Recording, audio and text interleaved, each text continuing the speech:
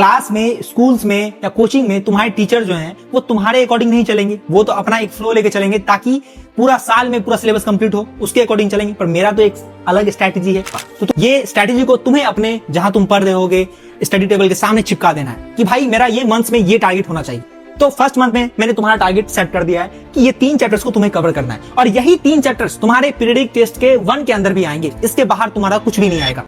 Complete science strategy का 5 months plan, और यही प्लान को फॉलो करके मैंने अपने क्लास 10th में 94% स्कोर किया था। और अगर तुम भी इस प्लान को प्रॉपरली कंसिस्टेंट तरीके से फॉलो करते हो तो तुम भी अपने क्लास के टॉपर बन सकते हो। तो चलो बिना किसी टाइम वेस्ट किए हुए आज की इस वीडियो की ओर।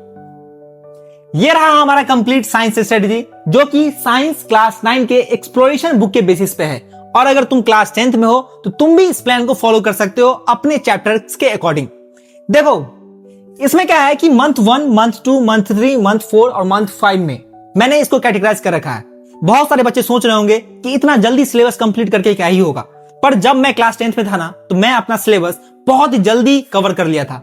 मैं तो अपने गर्मी छुट्टी के टाइम में ना, जब मेरा समर वेकेशन हुआ था उसमें ही मैंने 75% अपने सिलेबस को पूरा कवर कर लिया था, क्योंकि गर्मी छुट्टी के अंदर ना हमें स्कूल जाना पड़ता है ना हमें ट्यूशन जाना पड़ता है, बस प्रॉपर खुद सेल्फ स्टडी से मैंने उसको प्रॉपर सही तरीके से पढ़ लिया और उसी टाइम को यूटिलाइज करके मैंने भी 94% स्कोर किया था, जो कि एक अनबिलीवेबल चीज था मेरे लिए। देखो सबसे पहले तुम्हें मंथ 1 के अंदर 3 चैप्टर्स को लेना है। मैंने हर मंथ में 3-3 चैप्टर्स को लिया है। मैंने ये भी सोच कर रखा है कि तुम्हें साइंस के अलावा भी और भी बुक्स पढ़ने हैं और भी सब्जेक्ट्स तुम्हें पढ़ना है, बस तुम्हें साइंस ही नहीं पढ़ना है। ये सोचकर मैंने ये टाइम टेबल को फॉलो किया है। तो देखो मंथ 1 में हमारे पास एक टारगेट रहेगा कि मंथ 1 में हमें 3 चैप्टर्स पे कमांड करना है।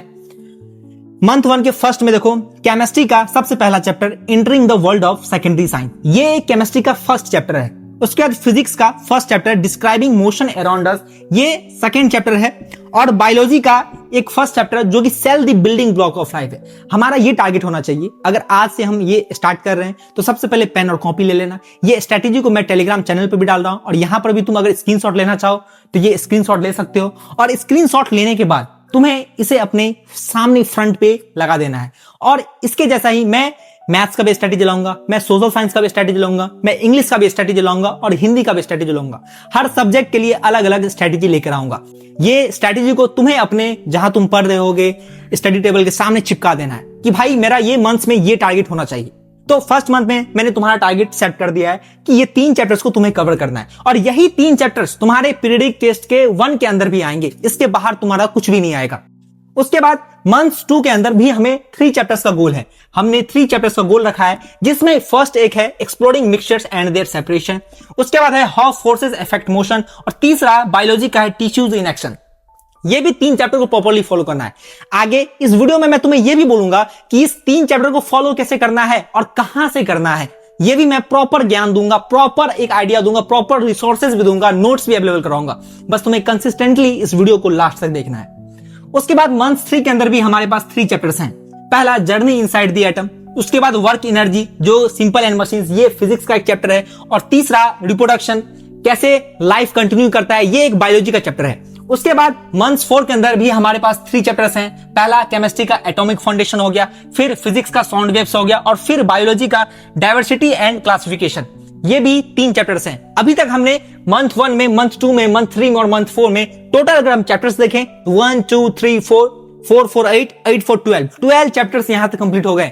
अब तो एक्सप्लोरेशन में टोटल 13 चैप्टर्स हैं, तो बस एक ही चैप्टर्स बचता है, वो भी हम मंथ 5 के वीक 1 के अंदर ही अर्थ एज ए सिस्टम, जो कि एक जियोलॉजिकल साइंस के अंदर आता है, वो है।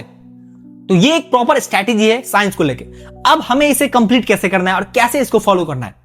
देखो सबसे पहले काम क्या है कि तुम जैसे मंथ 1 में आज से स्टार्ट कर रहे हो, आज डेट जो भी है वो डेट लिखो, सामने अपना स्टडी टेबल चिपकाओ। उसके बाद तुम्हें वहां लिखना है सामने वीक 1 के अंदर, डे 1 के अंदर सबसे पहले उस चैप्टर का हम ओवरव्यू लेंगे। आखिर इस चैप्टर में है क्या क्या। एक बार तुम्हें एनसीईआरटी का लाइन बाय लाइन पढ़ लेना है। उसको मैं समझ रहा हूं कि तुम्हें एनसीईआरटी लाइन बाय लाइन समझ में नहीं आएगा, कोई दिक्कत नहीं है, बस तुम्हें उस चैप्टर को लाइन बाय लाइन पूरा पढ़ना है। उस चैप्टर को लाइन बाय लाइन पढ़ लेने के बाद सेकंड दिन आओ, फिर डेली 1 से 1.5 घंटा, 1.5 से 2 घंटा दे सकते हो ना साइंस के ऊपर। उसके बाद सेकंड डे आओ, एक टीचर को फॉलो करो, यूट्यूब पे एक टीचर को फॉलो करो, क्योंकि क्लास में, स्कूल्स में या कोचिंग में तुम्हारे टीचर जो हैं वो तुम्हारे अकॉर्डिंग नहीं चलेंगे, वो तो अपना एक फ्लो लेके चलेंगे ताकि पूरा साल में पूरा सिलेबस कंप्लीट हो, उसके अकॉर्डिंग चलेंगे। पर मेरा तो एक अलग स्ट्रैटेजी है। तो तुम्हें क्या करना है, यूट्यूब को फॉलो करना है, यूट्यूब के चैनल्स को फॉलो करना है। अगर यूट्यूब पे किसी टीचर ने इस मतलब सब्जेक्ट का अगर टॉपिक नहीं डाला है, तुम्हें नहीं समझ आ रहा है, तुम मुझे फॉलो करो। मैं इस चैनल पे प्रॉपर डालने वाला हूं। तुम्हें इधर उधर कहीं नहीं जाना है। तुम्हें कोई भी डाउट होगा, मैं उस डाउट को क्लियर करूंगा।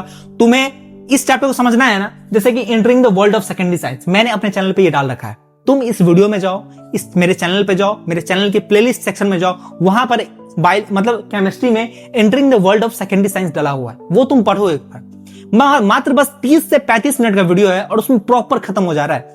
तो सेकेंड डे क्या करना है कि तुम्हें आधा पढ़ना है, थर्ड डे फिर तुम्हें आधा पढ़ना है, डे 4 के अंदर उसके अंदर के उसके बाहर के जितने भी क्वेश्चन आंसर हैं उसको तुम्हें कॉपी में लिखना है।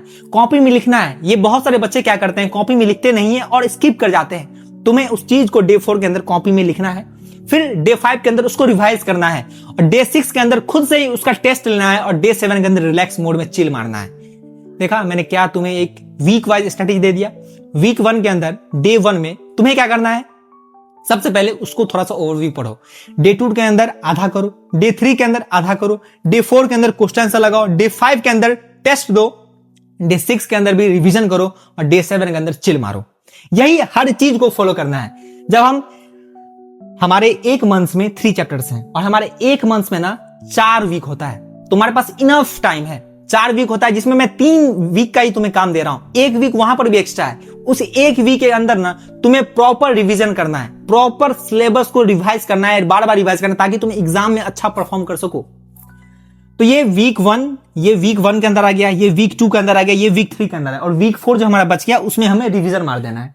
उसके बाद वैसे ही मंथ 2 के अंदर स्टार्टिंग में 2 दिन हम ये पढ़ेंगे, फिर 3 दिन उसको पढ़ना है, फिर उसको रिवाइज करना है, फिर उसको क्वेश्चन भी सॉल्व करना है। इस चैनल पे मैं अपने चैनल पे जो भी चीज है ना इसी सिस्टमेटिक तरीके से मैं तुम्हें पढ़ाऊंगा। ये मेरा एक चैनल का एक सिस्टमेटिक तरीका समझ लो कि 5 मंथ्स के अंदर मैं तुम्हें प्रॉपर कंप्लीट साइंस सिलेबस कराने वाला हूं। प्रॉपर सिलेबस जिसमें मैं तुम्हें रिवीजन भी करवाऊंगा, क्वेश्चन आंसर का प्रैक्टिस भी करवाऊंगा, क्वेश्चन आंसर का भी पीडीएफ दूंगा, साथ ही साथ तुम्हें चैप्टर्स के नोट्स का भी पीडीएफ दूंगा। बस तुम्हें मेरे चैनल पे आना है, वीडियो को देखना है, समझना है और नोट्स में जो प्रोवाइड करूंगा उस नोट्स के अकॉर्डिंग अपना नोट्स बना लेना है। बस तुम्हें इतना करना है और कंसिस्टेंट रहना है। इसके साथ ही साथ नेक्स्ट वीडियो में डालूंगा कि तुम्हारे मैथ्स का प्रिपरेशन कैसा होना चाहिए, मैथ्स का स्ट्रेटेजी कैसा होना चाहिए, इंग्लिश का स्ट्रेटेजी कैसा होना चाहिए। और ये अगर तुम्हें वीडियो लगा हो कि तुम्हारे लिए यूजफुल है, तुम्हारे लिए कामदायक है, तो चैनल को सब्सक्राइब करना मत भूलना, वीडियो को लाइक कर देना। और एक बात और बोल देता हूं कि सिलेबस जितना जल्दी तुम कंप्लीट करोगे ना उतना तुम्हारे पास रिवाइज करने का टाइम मिलेगा। एग्जाम में हमने सिलेबस कंप्लीट किया है ये मैटर नहीं करता है, एग्जाम में हम क्या परफॉर्म कर रहे हैं, क्या लिख रहे हैं ये मैटर कर रहा है। तो तुम एग्जाम में क्या प्रेजेंट करके आओगे ना, तुम्हारे लिए ये सबसे ज्यादा काम का चीज रहेगा। तो ये कभी मत भूलना, तुम्हें सही स्ट्रेटेजी के साथ, सही अप्रोच के साथ आगे बढ़ना पड़ेगा। तेज तो लाखों बच्चे हैं, लाखों बच्चे के पास ज्ञान है, पर वो सही डायरेक्शन में ज्ञान नहीं देते हैं और ज्यादा पढ़ने के कारण वो बच्चों से पीछे रह जाते हैं। पर मैं एक ऐसा हूं जो एवरेज बच्चा था, एवरेज बच्चा हूं और एवरेज बच्चे के तरीके से ही पढ़ के, पर स्मार्ट अप्रोच से मैं एक सही डायरेक्शन में पढ़ता हूं ताकि कम इफर्ट से ज्यादा आउटपुट बाहर आ सके। तो मैं तुम्हें जस्ट वही सिखाऊंगा। तुम्हें बस मुझे फॉलो करना है और इस चैनल पे अपडेट रहना है और नोटिफिकेशन का बेल आइकन दबा लो ताकि जो भी नए अपडेट आएंगे ना वो तुम्हारे तक पहुंच जाएंगे। चलो मिलते हैं अपने अगले वीडियो में। Thank you very much.